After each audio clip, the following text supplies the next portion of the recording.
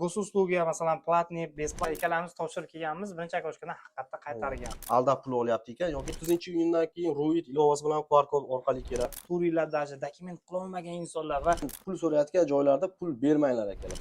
hammaga assalomu alaykum, hurmatli musofirdagilar, charchamayapsizlar, tinchmisizlar. Bugun sizlarga juda ham kerakli informatsiyani ustozimiz Yo'ldoshbek Karimov juda ham ko'p musofirdagilarga kerakli informatsiyani ommaga haqiqat informatsiyani chiqaradigan insonimiz oldiga kelib, aynan musofirdagilar qiynalayotgan savol, juda ham ko'pchilik sarson bo'lib turgan insonlarga yordam bo'lishi haqida mana shu video rolikni tayyorlaymiz.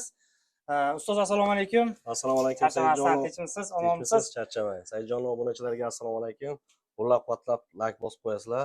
Albatta. Ukamiz ham mana yangi boshlagan YouTube kanallarda yaxshi informatsiyalar olib boryapti. Xudo xolasa podeshkada bo'lamiz.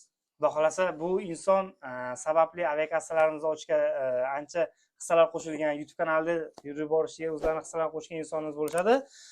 Ustoz, hozirgi kunda bu ochiqcha sizga aytaman, чтобы informatsiya taraflama musofirga kerakli narsalar siz juda ham qiziqasiz, intilasiz, o'z uchun o'qib olasiz va musofirdagilarga vaqtingizni ketkizib, yetkazdirib berasiz. Mana ko'rib turibsiz, oxirgi paytlarda Gosusluga masalan platniy, besplatniy har xil informatsiyalar chiqib ketyapti. Instagram tarmoqlarida videoroliklar chiqib ketib qolyapti va sim karta va налоги degan narsalar chiqib ketyapti. Shundan sizdan bir og'iz informatsiyangizni olib, ya'ni savollarni sizga bermoqchimizki, nimalar qilsa bu o'ziga plus bo'ladi. Endi Gosluga keladigan bo'lsak, avvalambor bu narsani kim o'zida полностью подключение qildirib olsa, зарегистрировать qilib, biometriskiy данныйdan o'tib, keyin uni tushungan odamga ko'p joyga yugur qilib, masalan, oddiy misol Turdovoydagi o'rni olib, Turdovoydagi o'rniga pechat turdiraman yoki MVDga olib borishim kerak yoki ish joyim adresidagi MVDga olib borishim kerak deb yugur chopa-chop, zapis yo'q, очередь katta, bunaqa narsalarga duch kelmaydi. U narsani tushungan odam mana shu narsalarni qilib olsa, biz dokument qiyin deymiz-ku, aslida bu bitta tushunib qolgan odamga tamom shu bilan. Bu juda oson narsa bu. Hech qayerga yugurmasdan, bunaqa chopa-chop qilmasdan, qiynalib yurmasdan o'z hamma ishini mana shu bitta telefonda bitirsa bo'ladi. Bu juda oson narsa. Prosta hozir ba'zi birlar aytayapti, Goslugaga borsa bizdan pul olishyapti, uyda bu uyda deb. Birinchidan aytib o'tmoqchiman, Goslugani adreslari mana shu. Hozir hamma yoqda qabul qilmayapti. Ba'zi bir joylar to'g'ri, Moskvadan chegara bo'lgan joylarda o'zining hududidagi joyda qabul qilyapti-yu, lekin Moskva shaharlarida отдельный иностранный гражданинlar uchun o'zlari направить qilishyapti, boshqa Goslugalarga approchatsiya qilishdi. Bu bir. Ikkinchidan Goslugadan o'tish uchun birinchi bitta telefon nomeri bo'lishi kerak. Keyin ishlaydigan email pochta bo'lishi kerak. Keyin Gosluga ilovasini Play Marketdan tortib olib, prosta skachat qilib olsa bo'ldi, hech narsaga tegmasdan, shu moy dokumentga sinils, NN pasport перевод bilan birga borish kerak. Borsa, ular подтверждение qilib beradi. Aslida olganda u narsani telefon orqali qilsa ham bo'ladi, lekin u juda murakkab narsa. U haqida hali отдельный videolar chiqaramiz. Borib Goslugani зарегистрировать qilgandan keyin undan keyin biometriskiy данный topshirishga boradi. Biometriskiy данныйni ham hozirda ko'pchilik aytayapti, Sberbank pul so'rayapti deb. U ba'zi bir joylarda pul so'rayapti. Nima deyapti ekan? Ruschani bilmaydigan odamlardan foydalanib, ba'zi bir sodda odamlardan foydalanib, ba'zi bir pul so'rayapti ekan. Mana shunaqa bu hozir 3,5 ming bermasang, saniki 1 yilga boradi xolos, yo 4 oyga bo'ladi xolos. Agar sen 5 yilga qilmoqchi bo'lsang, bundoq qilishing kerak deb aldab pul olyapti ekan yoki qanaqadir yurist xizmatiga qo'shib qo'yapti ekan. Endi u ruschani bilmaydigan odamga birinchi navbatda yurist xizmati kerak emas. U 24 soat telefon qilsa yurist javob bergani bilan u ruschani bilmaydigan odam nima qiladi? Masalan, o'ziga kerakli joyda bitta ruschani biladiganni olib kelib qo'yib gapirtirmaydi-ku. To'g'ri. O'shaning uchun bu narsadan 100% отказ qilsa bo'ladi. Bu pul olish aslida olganda umuman bepul bu narsa. Buni o'zingiz agar Gosuslugadan zaregistrировать qilib Gosuslugadan o'tgan bo'lsangiz, o'zingiz Sberbankka bormasdan biometri ilovasini tortib olib telefondan o'zingiz biometriyadan o'tsangiz ham bo'ladi. Bu yerda uprashonniy bor, standartniy bor, yana bir qanaqasidir bor 3 ta yo'nalishda. O'zingiz biometriyani tortib olib, o'zingiz biometriskiy данныйdan o'tsangiz ham bo'ladi. Lekin uning uchun siz avval Goslugadan ro'yxatdan o'tib, Goslugangizni zaregistrировать qildirib olgan bo'lishingiz kerak. Keyin o'zingiz telefondan o'tsangiz ham bo'ladi. Xullas pul aytayotgan, pul so'rayotgan joylarda pul bermanglar akalar. Ba'zi birlar aytayapti, "Yo'q, babro oldim anda, men uni tushuntirsam ham oldi" deyapti. Endi o'sha xodimga emas, etdan chiqib boshqa Sberbankka boring, unisi olmaydi. yoki siz agar o'sha xodim emas boshqa xodimga обращаться qilsangiz u biladi bir-birini. Yo'q deydi, san o'shanga borgin deydi. Nimaki u pul so'rab qo'ygan, yonidagi xodim uni yuziga oyoq qo'ya olmaydi. Sabab shunda. O'shaning uchun boshqa Sberbankka chiqib boring, boshqasida besplatni qilib beradi. Yoki o'zingiz buni telefondan qilsangiz ham bo'ladi. Endi telefonni yaxshi tushunmaydiganlar shu Sberbankka borib qildirsa bo'ladi. Bundan maqsad undan keyin telefonni ham olib, telefonni ham o'zi mana shu sim kartasi o'chib qolmasligi uchun o'sha Goslugadan 1 minutda shundoq qilib topshirib qo'ysa bo'ladi. Telefon sim kartasi o'chmaydi. Goslugadan ham o'sha уведомлениyalarni patent olgandan keyin topshirish uchun yugur qilmasdan qanaqadir joyga NVDga bordim, zapis ekan, vaqtim tugayapti, 2 oydan o'tib ketadi, patentim kuyadi degan narsalar bo'lmaydi. Muncha ishni oddiy mana shu telefonda bitiradi. Prosta buni bir marta qilib tushunib olsa bo'ldi odamlar.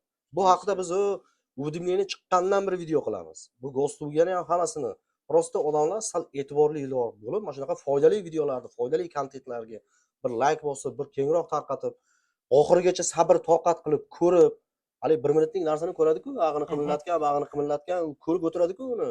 Interesni, soat ko'rib o'tiradi unaqa narsalar. Shu 10 minut bo'ladimi, 15 minut bo'ladimi, foydali videoni erinmasdan ko'rish kerak. Masalan, men 10 minutlik, 15 minutlik videoni ko'rib, agar shuni oxirigacha ko'rgandan keyin ham o'sha narsani qidirib internetdan topib o'zim o'rganib izlanishga harakat qilaman-da. Ommaga ochiq berish uchun. Odamlarda harakat bo'lish kerak-da. Hali Albatta. olma ko'sh og'zimga tushish deb, masalan, bundoq bo'ladi-ku, mana o'zingiz ham necha marta guvoh bo'lgansiz. Saxiroga patent olishga boradi. Patentni borib Akoshkaga borsa, patentini bermabdi. Nimagaligini so'ramadi. U ammo Saxiroga borgan vaqtini sarflab, 1 soat, 1,5 soat borgan haqqa pul sarflab, vaqt sarflab, ammo shu kalla ishlamaganki, patentini bermasa o'sha Akoshkada o'zi so'ramagan shuni. Bo'pti, yerda hech kimni so'kmaydi. Mayli ruschani bilmaydi desak, bahona shu bo'lsa agar, bunga ham aytib o'tmoqchiman. Любой odamni shundoq chaqirib turib, shundoq tushuntirib qo'yinglar. Nima sababdan menga bermayaptimikin so'rab beringchi desa, o'sha yerda отказной bumaga beradi, nima sababdan bermaganligini. Yo, erta отказной bumaga bermasa, mash informatsion zalga kirasan, o'sha yerda senga beradi. Sababini qog'oz chiqarib beradi deydi. O'zi so'ramasdan shundoq chiqadi-yu, menga telefon qilib, aka, men patentimni olishga keluvdim, menga patent bermadi. Nimaga deydi. U baraka topkur bilmagandan keyin shaqqa borib, men qayerdan bilaman? Men vanga bo'lmasam, yo sehrgar bo'lmasam, yo xudo bo'lmasammi? Men qayerdan bilaman? U sababini bilmagandan keyin men qayerdan bilaman? O'shaning uchun aytib o'tmoqchiman, bir qo'pol qilib aytganda-da, ana yerda bitta dalbayoq borku, o'shandan so'rab bilaman degandan aytib beradi-da, nima ish qilyapti ular deganda, o'zi izlanib, o'zi harakat qilish kerak-da odam ham. O'ziga ofit bo'ladi. Tormoz bo'lmaslik kerak-da, hali Albatta. o'chib, motori stuk bergan dizel bo'lmaslik kerak-da, bir nima bilan sudrasa ham yurmaydigan. O'shaning uchun bir harakat qilish kerak. Harakat bor joyda rivojlanish bo'ladi. Harakat bor joyda intilish bo'ladi. O'sha odamda bir nima desa bo'ladi, kengayish bo'ladi, bir rivojlanish bo'ladi, bir pul topish, daromad, hamma narsa yuqoriga qarab ketadi. Tormoz bo'lib, ertaga men 8 da turib ishga ketdi, mana o'shaning orqasidan turib boraman. G'isho berar ekanman, tamom. 8 bo'lsa ishni to'xtatar ekanmiz. Mana shu yo'ldan borar ekanman, mana shu yo'ldan kelar ekanman deb molga o'xshash yursa, qo'pol qilib aytganda. U odam shu rivojlanmasdan o'sha hali stuk bergan motori dizelga o'xshash tormoz bo'lib turaveradi bitta joyda. Buning uchun odam harakat qilish kerak. Endi gaplaringiz uchun avvalambor xafa bo'lmanglar. Men realniy ochiq gapni gapiryapman xolos. To'g'ri. Endi gapiradigan narsalar o'shaqa odamlarni betiga gapirish kerak. Xo'p, tushunsa tushundi, tushunmasa o'zi biladi. To'g'ri. Biz foydali narsani odamlarga tezroq yetib borish uchun, hali switch kontaktni qarsilatib chaqish uchun sal qo'polroq qilib gapirdim xolos men hozir. Yana bu hammaga tegishli emas.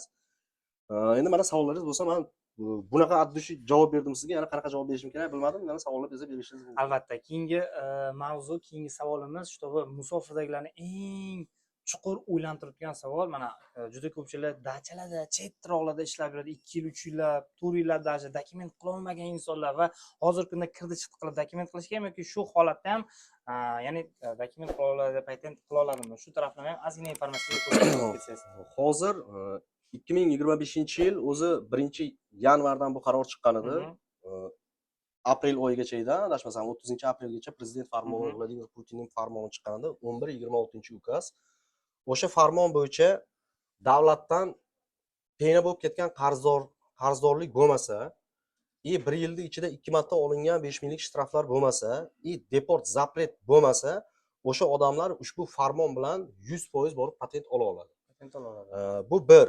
Ikkinchidan, bu farmonni 30-dan 2-3 kun oldin 10-sentyabrgacha uzaytirdi. Bundan yana odamlar ha yana bemalol bo'lib qoldi. Bizniki hali yana tira sur bo'lsin oxirga borib. Ag'iga cho'zmaydigan bo'lsin, o'shanda keyin hali yonadi. Yonadi. Hozir siz masalan sizni ko'chada ushlasa hech qaysi militsiya dokumentingiz joyida bo'lmasa, undaqdi-ku, bundaqdi-ku deb farmon bor-ku deb sizni qo'yib yubormaydi. Olib boradi, deportatsiya qiladi, tamom. Bu vaqtni kutmasdan patent qilish kerak. Patentni annullировать bo'lganlar ham o'tgan yili olib, уведомление topshira olmasdan ishga joylashganligi haqida patentni kuyganlar ham mana shu farmon bilan oladi. Buni uncha-muncha yuristlar chiqdi, nechta haqqoniy yurist blogerlar chiqib olib, annullировать bo'lganlarga taalluqli emas, ular olmaydi dedi. Masalan, men videolarimda dokazat qilib ham berdim. O'zingiz guvohsiz mana. Akam bilan bordik, akam nima bo'ldi? Mana shu kishi ham tirik guvoh, birga borganmiz. Mana akamni birinchi okошкадан qaytarib yubordi. Mana shu farmon kuchga kirgandan keyin 7-fevral edi, kuchga kirgan kuni. To'g'ri. Akamni men 10-11-fevral borgin, mana shu ukaz bilan 11-26 ukaz bilan keldim deb aytasan dedim. Qaytarsa qaytardi, qaytarmasa yo'q dedim. Bordi, topshirdi. Dokumentlarni qabul qildi. Birinchi borganda mana o'zingiz guvohsiz, okошкадан qaytarib yubordi. Ikkalamiz topshirib kelganmiz, birinchi okошкаdan haqiqatda qaytargan. Qaytarib yuborgan. Oxir bordi, topshirdi. Endi patent chiqsa olishga borganingda aniq bo'lsa, beradimi yo'qmi, o'shanda hammasi hal bo'ladi, video qilib chiqaramiz deb video qilib chiqardim, ko'rdingiz. Patentini oldi aka. Bundan tashqari nechta odamlar oldi shu holatdagi o'sha videomni ko'rib, har kun Telegramga, WhatsAppga голосовой ham tashadi, rahmat aka, mana shu kuyganida oldim deb. Men Telegram kanalimga ham tashab yubordim uni. Ushbu farmonni kutib o'tirmasdan olinglar. Aslida olganda ko'chada hozir militsiya ushlab, dokumentingiz joyida bo'lmasa, misol uchun sizga qanaqadir shtraf qo'llab yoki sizga qanaqadir deportatsiya qo'llamoqchi bo'lsa, ruschani cho'tki gaplashgan odam, men mana shu Vladimir Vladimirovich Putinning mana shu ukaz, mana shu farmon bilan o'zimni legallashtirmoqchiman. Faqat mana shu farmon chiqqanda san bu narsani qilishga haqqing yo'q desa, uni agar dalshi daybatsa qila olsa, umuman haqqi yo'q. Hozir mana farmon bilan militsiya ushlab, deportatsiya qilib bilmaydi. Lekin shuni ham tushuntirib bera olmaydi ko'pchilik. To'g'ri. Hech nima qilib bera olmaydi. Boradi anetga deport qiladi. Ularga qizig'i yo'q. Ularga plan to'lsin, o'sha ishni qilsin. Ularga bilasizlar, bitta militsiya xodimlarining oyligi juda kam. O'shaning uchun ular har qanaqa planli ishlarni qilsa, ularga yana qo'shimcha bonus oylik to'lanadi. Ularga qizig'i yo'q hozir. Lekin ruschani zo'r biladigan, qonunni yaxshi tushunadigan odam, mana shu farmon bilan mana shunaqa bu qilishga haqqing yo'q. Men o'zimni legallashtirmoqchiman. Men o'sha legallashtirish uchun ketyapman desa, u hech nima qilmaydi. Lekin buni tushuntira olmaydi. Ming afsuski, o'sha TikTokda qanaqadir bema'qul narsalarni ko'rib o'tirganimiz, hamma ham emas endi. Instagramda qanaqadir bema'qul narsalarni ko'rib o'tirganimiz, bir kirib qonunni o'qib o'rganmaganimiz, mana shu narsa katta minus. O'zimizga katta minus bo'ladi xolos. Bu yerda masalan Play Marketda ham bor. O zakonu politsiya degan предложение bor, kirib zakonlarni o'qib chiqsa bo'ladi. Bilmasa screenshot qilib Google'da perevod qilib ko'rsa bo'ladi o'zbekchasiga. Masalan uchun. Undan tashqari migrantlarni bu yerda o'zini zakoni bor, o'zini qonun qoidalari bor. Uni skachat qilib ko'rib tushunmaganini screenshot qilib perevod qilib ko'rsa bo'ladi. Har qancha o'rgansa bu yerda odam bor-ku, hech qachon qoqilmaydi. Hech qachon bironta joyda gapini bermaydi. Qayerda nima qilish kerak juda yaxshi biladi. Bu yerda nolib, undoq qilyapti, Rossiyasi ham undoq bo'lib ketdi, dokument undoq bo'lib ketdi. Borgan sari masalan o'zimizda ham ahvol qiyinlashib ketyapti. Hamma yoqda, bu bitta Rossiyada emas. O'zimizda ham bir normalniy ish, normalniy oylik bo'lmasa qiyin hozir. To'g'ri. Misol uchun, endi men bunlar nima demoqchiman? Avvalambor hamma O'zbekistonimizda boyib, milliarder bo'lib ketsin-u, lekin boshqa davlatga kelyapsizmi? O'sha davlatda yurish turishi, o'sha davlatning qonunini o'rganib, izlanib, harakat qilgan odam hech qachon xor bo'lmaydi. Agar dalsh Rossiya territoriyasida yurmoqchi bo'lsangiz, mana shu narsaga e'tibor berishingizni tilab qolamiz ekan. Foydali narsalarni ko'rmaydi-da, shu bema'qul narsalarni ko'p ko'radi. Bema'qul narsani ko'rgandan keyin odam bema'qul bo'ladi, fikri ham shunaqa bema'qul bo'ladi. Qo'pol qilib aytganda itlarcha yotib, itlarcha turib ketish bo'ladi-da, shunaqa bo'ladi. Harakat qilib bir narsaga intilgan odam doim u odamda rivojlanish bo'ladi. Yana o'sha gap. Nima savollar esa berishingiz mumkin. Xo'p, keyin savolga ham o'tamiz, lekin bu gaplar yurakdan chiqyapti, чтобы bu gaplar analiz qilishlari kerakki, nimaga? Men hozir gaplardan ko'p narsani tushunib yetdim, чтобы o'zimcha olib topib qoldim mana shu yerda. Musofirchilikka kelib, masalan, qiynalib topayotgan pulingizni просто militsiyalarga tushib yoki ko'cha-ko'yda nimagadir qanaqadir voqealarga saflab olmanglar, просто yengil yo'qotib qo'ymanglar degan maqsadda bu gaplar hozir chiqishi kerak. Men shuncha sirasi tushuncha oldim. Mana shu narsalarga e'tibor berasizlar degan umiddaman. Ustozimiz bu inson doim man kuzatib boraman, doim bu insonni olib turganmiz, shu yurish turish, chunki YouTube tarmoqlarida уже knopkalarga ham ega bo'lgan. Bizga ham nasib qilsin, xudo xolasa shunaqa knopkalarni ham olish. Xudo xolasa Yo'ldoshbek Karimov degan insonlar mana shu bo'ladi. Bizni albatta har tarafdan yordam bergan ustoz, kattakon rahmat Sog' informatsiya bo'ling, uchun. salomat bo'ling. Saidjonni ham padishga qilib qo'yasizlar, kanalga obuna bo'lib qo'yasizlar. Albatta, o'zing Bu videoni xudo xolasa men ham qo'yaman o'zimning kanalimga. Albatta. Kanalga albatta o'tib obuna bo'lib qolasizlar. Saidjon Airways. Gap yo'q. Obuna bo'lish esdan chiqmasin. Albatta, xudo xolasa bitta narsani sizlarga aytib qo'yay. Iyul oyida turibmiz. Hozirgi kunda juda ham ko'pchiliklar internet tarmoqdan bilet oladi yoki vobshta aviakassadan bilet olgan insonlar mana bu oyda bilet olishda ehtiyot bo'ladi. Juda ham ko'pchiliklar iyun oyida olaman deb iyulga olib qo'yadi, lesiga olaman. Xolos, men adashmovchilik ko'p bo'ladi. Men bu aviakassa sohasida ishlaganimdan beri ko'rib boraman. Shu narsaga ahamiyat berib qolsa deb qolaman. Gapingizni oldimi? 30-iyundan keyin Ruit ilovasi bilan QR kod orqali keladi. Mana shu holatdagilar ham iloji boricha aviakassadan bilet olganda yaxshiroq bo'ladi. Qizig'i yo'q uni qaysi kassadan olishidan qat'iy nazar.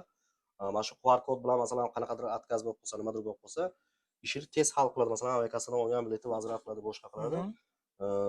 Lekin mana shu 30-iyundan keyin mana shu internetdan bilet olganlar qanaqadir muammo bo'lsa, mana QR kod bermasa kela olmaysiz, yo boshqa bo'ladi, yo betdan qaytarish mumkin.